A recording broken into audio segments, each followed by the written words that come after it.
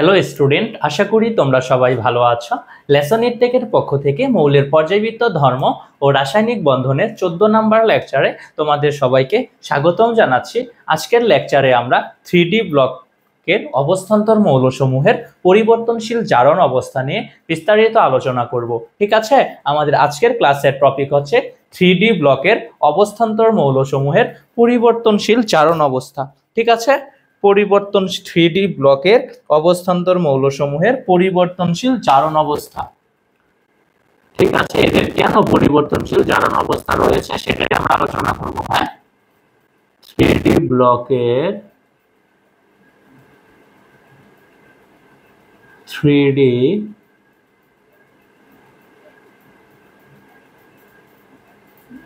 ব্লকের অবস্থান্তর মৌলসমূহের 3D ব্লকের অবস্থান্তর মৌলসমূহের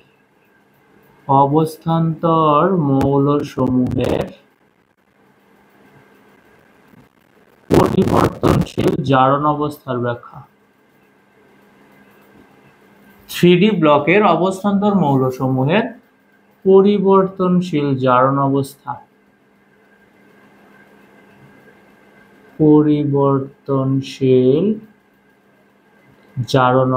তাই না? অবস্থান্তর মৌল কি ভাই? এদের 3D অরবিটাল কি হবে? ডি অরবিটাল আংশিকভাবে পূর্ণ থাকবে, তাই তো? যেসব ডি ব্লক মৌলের সুস্থিত আয়নের ইলেকট্রন বিন্যাসে ডি অরবিটাল আংশিকভাবে পূর্ণ থাকে তাদেরকে অবস্থান্তর মৌল বলে। এই 3D ব্লকের অবস্থান্তর মৌলসমূহের পরিবর্তনশীল জারণ অবস্থা।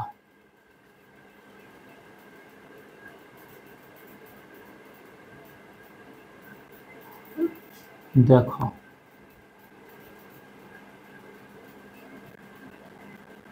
ওকে,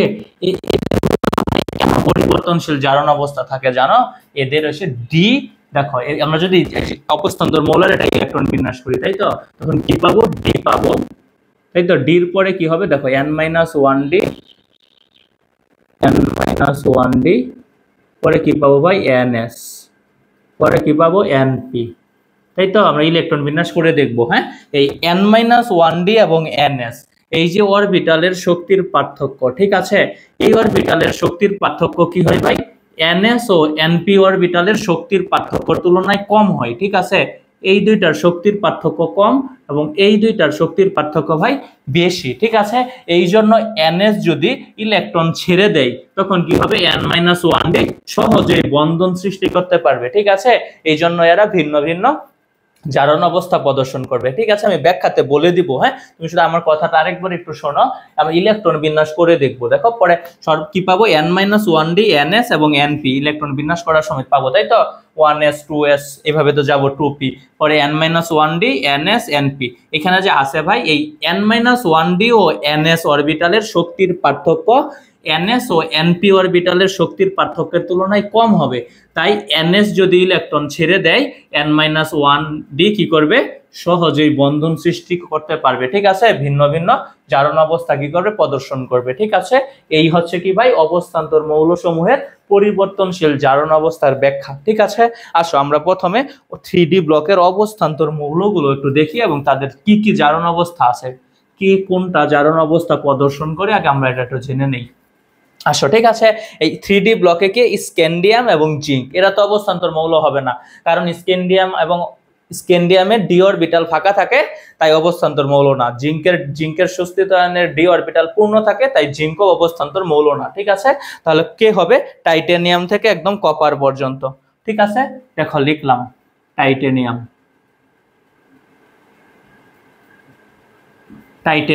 টাইটেনিয়ামের পরে কে ভাই?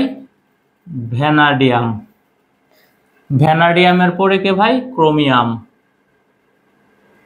টাইটেনিয়াম, ভ্যানাডিয়াম, ক্রোমিয়াম, ম্যাঙ্গানিজ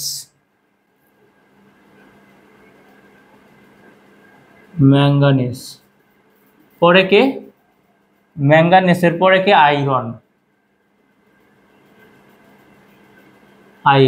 আয়রনের পরে কে? কোভাল্ট। তারপরে নিকেল, তারপরে কে ভাই? কপার। ঠিক আছে, এরাই তো 3D ব্লকের অবস্থান্তর মৌল, তাই তো। দেখো এখানে কপার আছে না ভাই, এই কপারের জারণ মান হবে কত, 1 হতে পারে। ঠিক আছে, এই কপারের জারণ মান কি হতে পারে, 1। ঠিক আছে, আর এখানে কারোর জারণ মান 1 হবে না। ঠিক আছে, এবং প্রত্যেকটা মৌলের জারণ মান আবার কি হতে পারে ভাই, 2 হতে পারে। কত হতে পারে, 2 হতে পারে। মানে কি, টাইটেনিয়াম 2+, ভ্যানাডিয়াম 2+, ক্রোমিয়াম 2+, পরে ম্যাঙ্গানিজ 2+, আয়রন 2+, কোভাল্ট 2+, নিকেল 2+, এবং কপারও 2+ হতে পারে। ঠিক আছে, শুধুমাত্র 1+ কি কপারের 1+ হবে। ওকে, ঠিক আছে, এবার 3 আসো, এদের 3 হতে পারে। ঠিক আছে, এই টাইটেনিয়ামের টাইটেনিয়াম 3+ হতে পারে, 3+, 3+, 3+, 3। হ্যাঁ, এদের জারণ মান আবার 3 হতে পারে। ঠিক আছে, শুধুমাত্র কার হবে না, কপার 2 এর বেশি হবে না।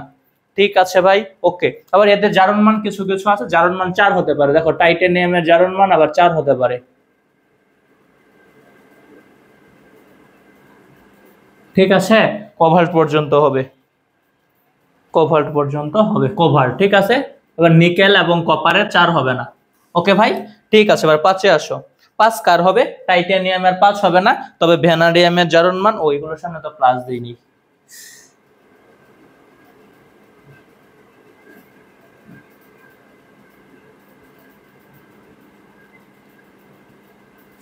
দেখো সবগুলোর সামনে আমরা প্লাস দিয়ে দিচ্ছি।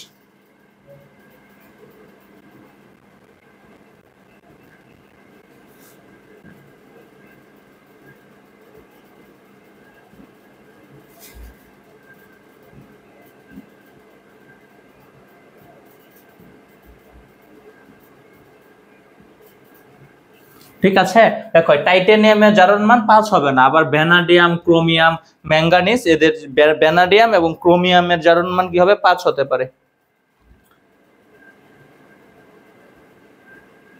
ঠিক আছে, আমরা দেখো 1 থেকে 4 পর্যন্ত কিভাবে মনে রাখবো বুঝিও।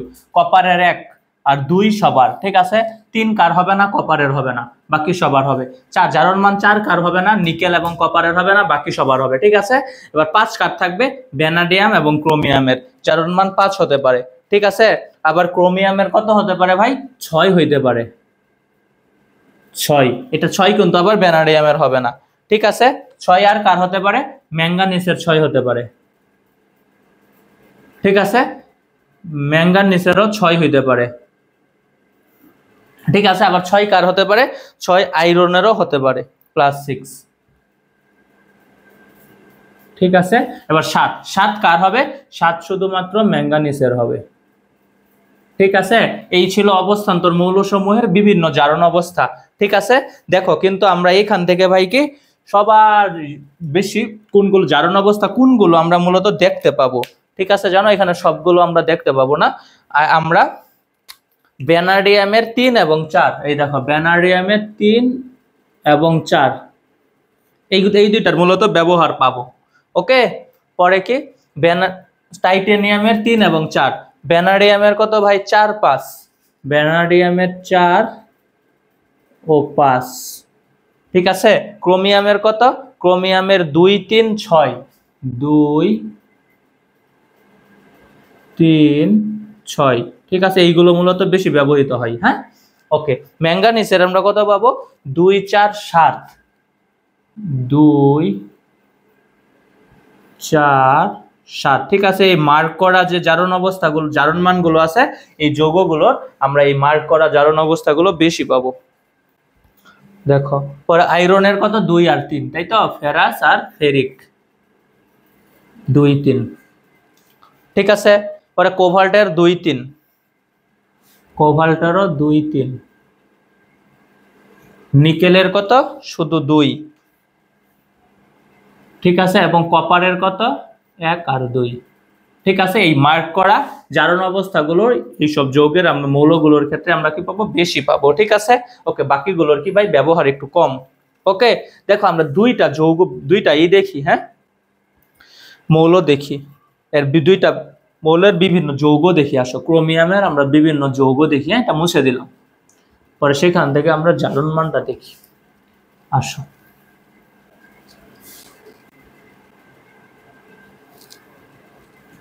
দেখো ক্রোমিয়ামের বিভিন্ন যৌগ দেখি। দেখো ক্রোমিয়ামের বিভিন্ন যৌগ, ক্রোমিয়ামের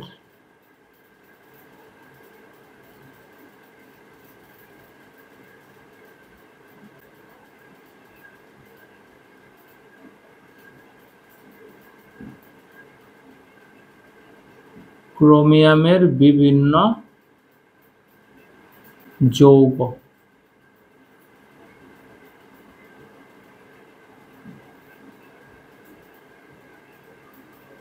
ক্রোমিয়ামের বিভিন্ন যৌগ দেখো, chromium dichloride, chromium trichloride, potassium chromate, potassium dichromate আছে। দেখো ক্রোমিয়ামের বিভিন্ন যৌগ,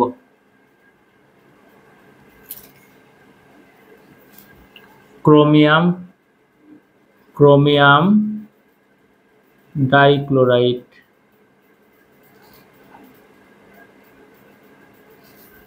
পরে কি আছে ক্রোমিয়াম টাইক্লোরাইড, পরে আছে chromium potassium chromate,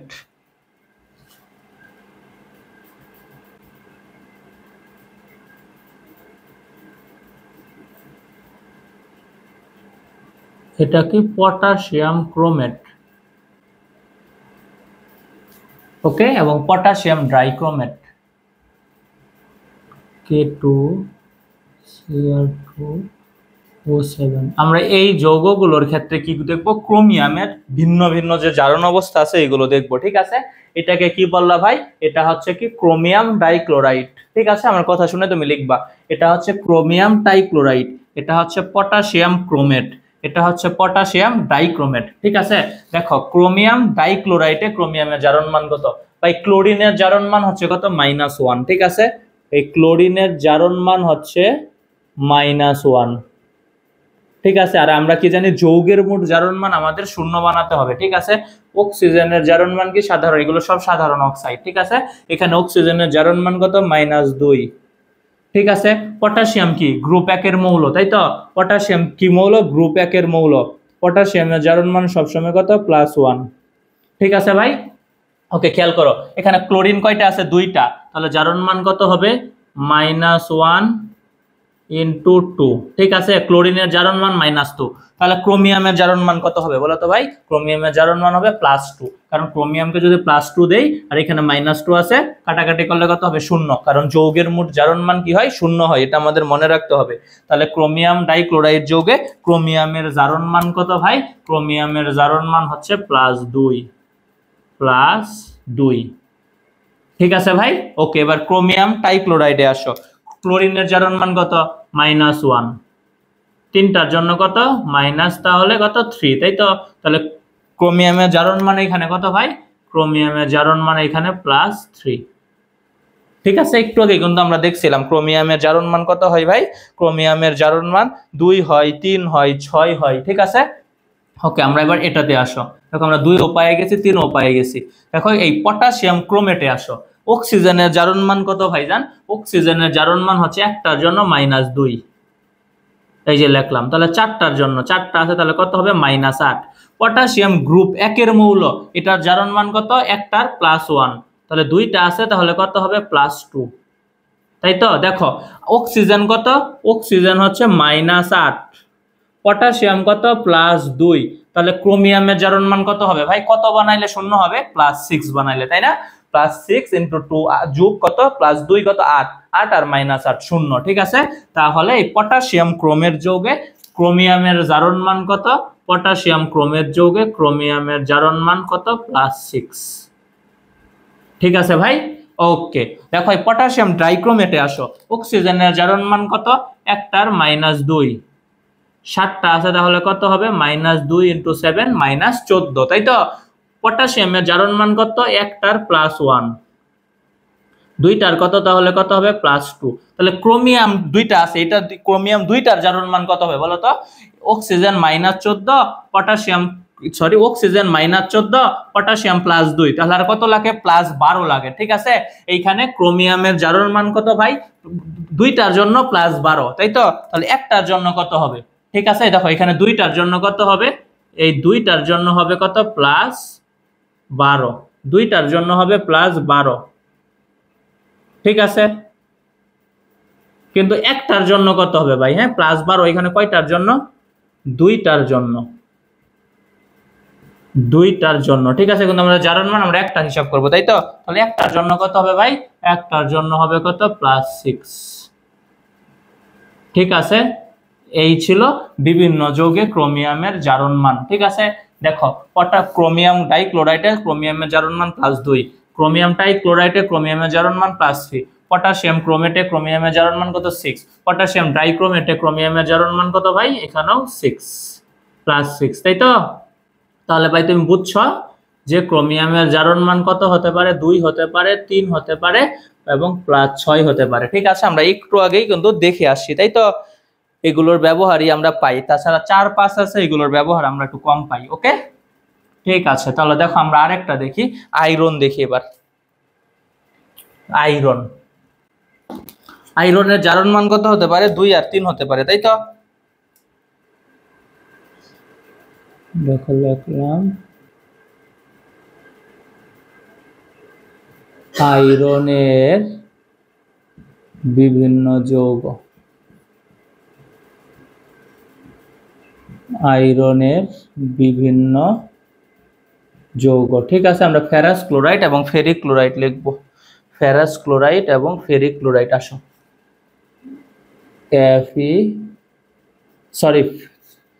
ferrous oxide এবং ফেরিক অক্সাইড লিখব,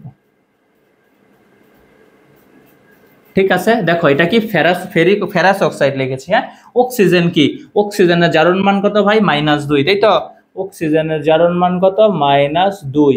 তাহলে আয়রনের জারণ মান কত বলো তো? যৌগের মোট জারণ মান 0 বানাতে হবে, তাই তো? যৌগের মোট জারণ মান 0 বানাতে হবে। তাহলে আয়রনের জারণ মান কত? আয়রনের জারণ মান হচ্ছে +2, +2, ঠিক আছে।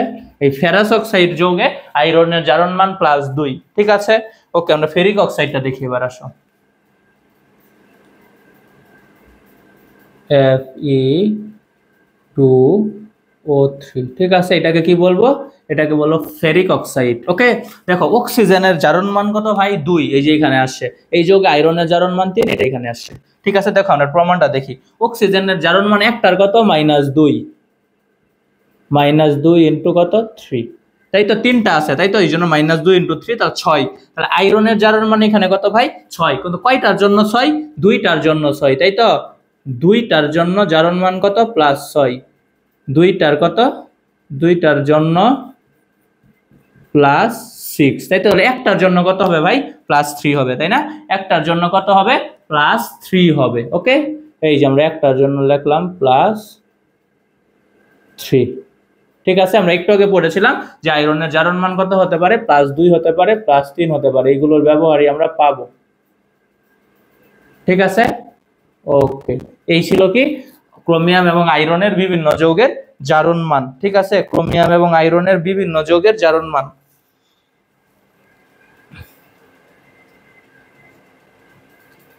ঠিক আছে।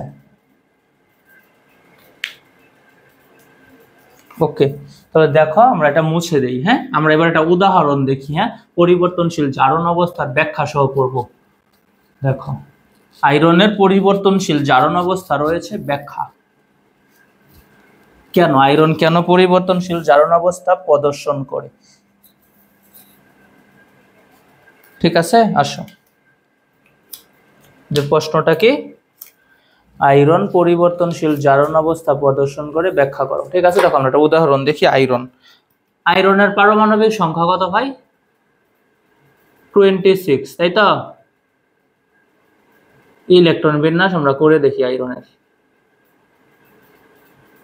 1s2,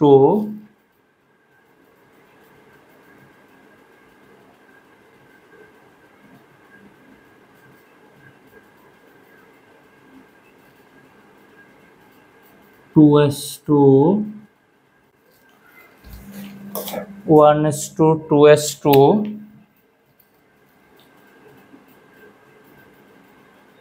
2p6,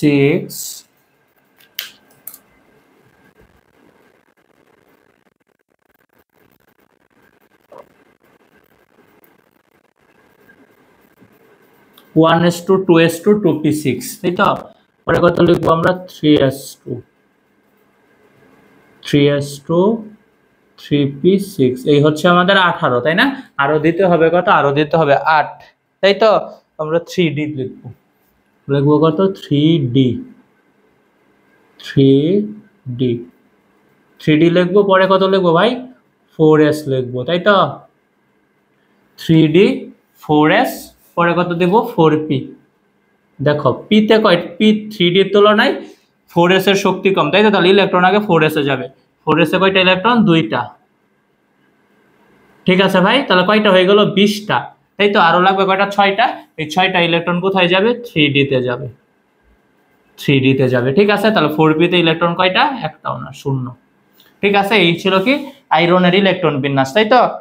এটাকে আমরা কি বলবো ভাই? দেখো n-1d, এই যে এটা কি ভাই? আমাদের n-1d অরবিটাল।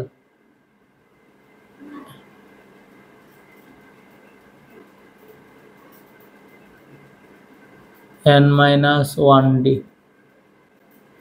আর এটা কি ভাই? এটা হচ্ছে ns। ns। আর এটা কি? np। np। ঠিক আছে, আমরা একটু আগে কি বলেছিলাম? n-1d ও ns অরবিটালের যে শক্তির পার্থক্য সেটা ns ও np এর চেয়ে কম।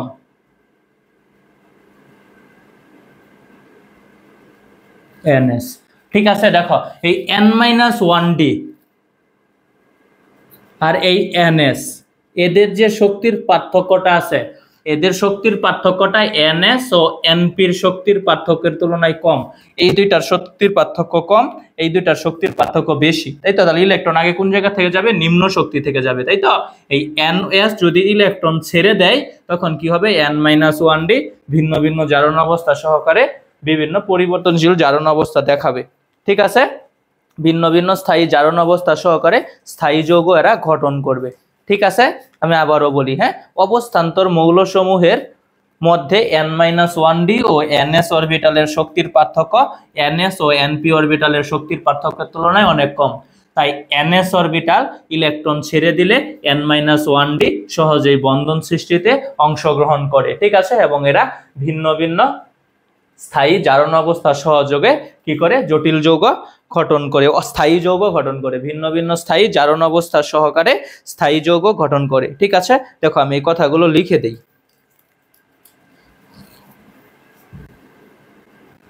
কি লিখব? অবস্থান্তর মৌলসমূহের মধ্যে, অবস্থান্তর মৌলসমূহের মধ্যে অবস্থান্তর মৌল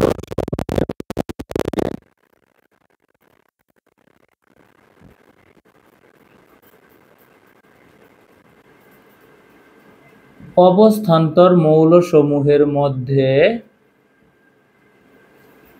n-1d ও ns অরবিটালের শক্তির পার্থক্য n-1d, এটা কত? 3d 4d 5d 6d ভাবে হতে পারে, হ্যাঁ? ওকে, আর এটা কি? ns। ns মানে কি? 3s 4s 5s 6s এইভাবে হতে পারে। দেখো n-1d ও অবস্থান্তর মৌলসমূহের মধ্যে, দেখো ব্যাখ্যা লিখতেছি এটা, হ্যাঁ? অবস্থান্তর মৌলসমূহের মধ্যে n-1d ও ns অরবিটালের শক্তির পার্থক্য 1d ও ns অরবিটালের শক্তির পার্থক্য, অরবিটালের শক্তির পার্থক্য, শক্তির পার্থক্য। শক্তির পার্থক্য কি ভাই? ns ও np অরবিটালের চেয়ে কম। এই দুইটার শক্তির পার্থক্যটা কি ভাই? এই দুইটার চেয়ে কম। ঠিক আছে, n-1d ও ns অরবিটালের শক্তির পার্থক্য ns ও np এর তুলনায় কম। ঠিক আছে, এটা লিখবো আমরা। শক্তির পার্থক্য ns ও np অরবিটালের শক্তির পার্থক্যের তুলনায় অনেক কম। শক্তির পার্থক্য ns ও np অরবিটালের শক্তির পার্থক্যের তুলনায় অনেক কম। অরবিটালের শক্তির পার্থক্যের তুলনায় অনেক কম।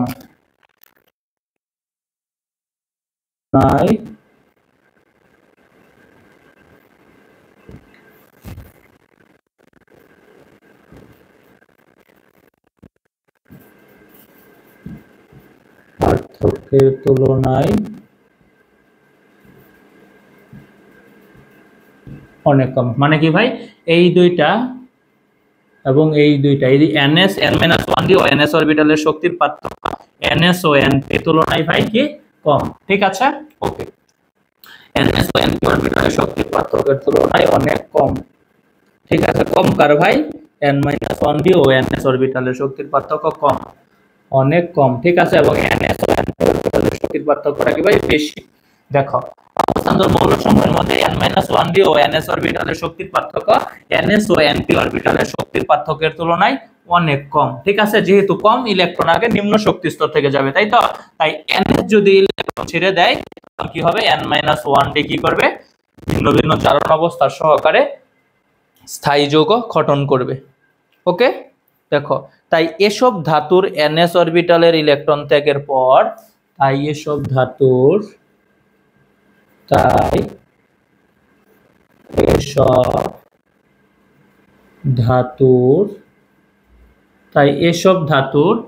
ns অরবিটাল ইলেকট্রন ত্যাগের পর, ধাতুর ns অরবিটাল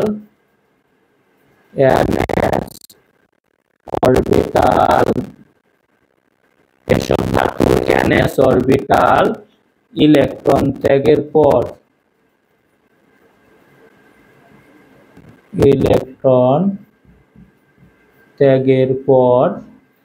ns যদি ইলেকট্রন ত্যাগ করে, তাই তো, তাহলে কি হবে, n-1d কি করবে, অরবিটালের ইলেকট্রন বন্ধন সৃষ্টিতে সহজে অংশ নিতে পারে। ঠিক আছে, n-1d অরবিটালের ইলেকট্রন সহজেই বন্ধন সৃষ্টিতে অংশ নিতে পারে। অরবিটালের ইলেকট্রন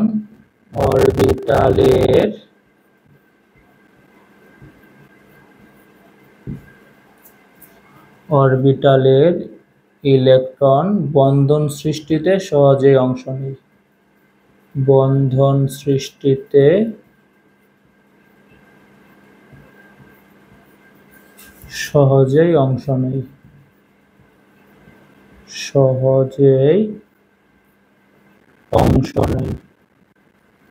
সহজেই অংশ নিতে পারে।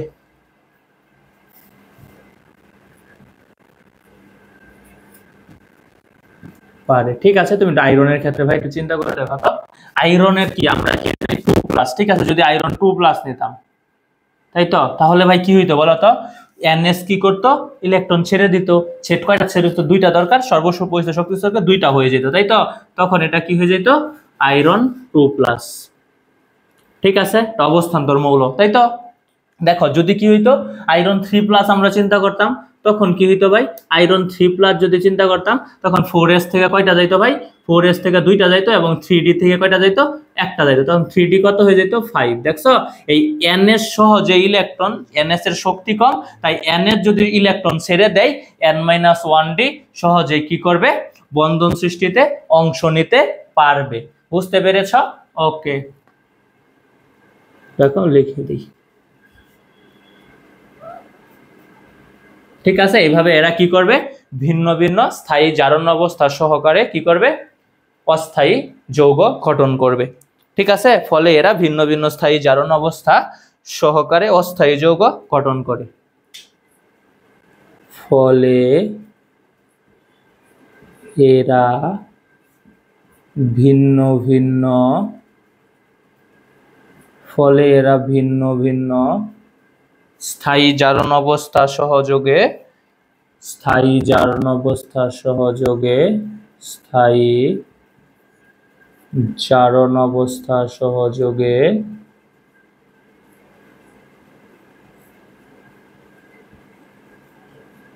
ভিন্ন ভিন্ন স্থায়ী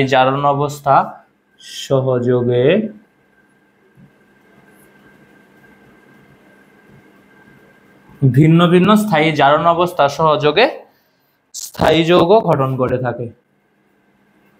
স্থায়ী যৌগ